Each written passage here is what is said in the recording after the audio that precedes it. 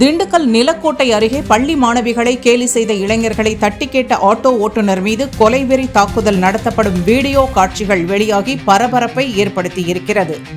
திண்டுக்கல் மாவட்டம் செங்கோட்டை கிராமத்தைச் சேர்ந்த மாணவிகள் சிலர் நிலக்கோட்டையில் இருக்கும் தனியார் பள்ளி ஒன்றில் படித்து வருகின்றனர்.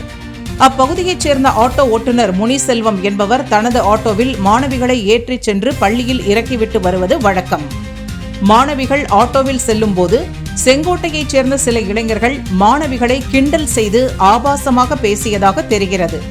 இளைஞர்களின் செயலை தட்டி கேட்ட ஆட்டோ ஓட்டுநர் முனிசெல்வம் அந்த இளைஞர்களின் பெற்றோரிடம் சென்று கண்டித்து வைக்கும்படி கூறியிருக்கிறார். இதனால் ஆத்திரமடைந்த 2 இளைஞர்கள் ஆட்டோ ஓட்டுநர் முனிசெல்வத்திடம் தகராறு செய்து அவரை தெருவில் இழுத்துச் சென்று கண்மூடித்தனமாக தாக்கினர். அப்பகுதி பெண்கள் தடுத்தும் முனிசெல்வத்தை அந்த இளைஞர்கள் தொடர்ந்து தாக்கும் வீடியோ காட்சிகள் வெளியாகி பரபரப்பை ஏற்படுத்தியிருக்கிறது.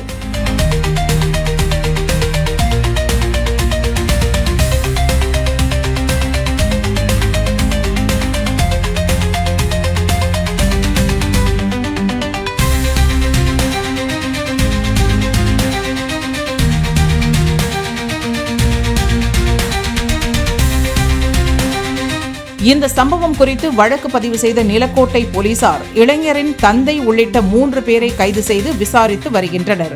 முனிசெல்வத்தை தாக்கிய இளைஞர்கள் மது போதையில் இருந்தது விசாரணையில் தெரிய வந்திருக்கிறது.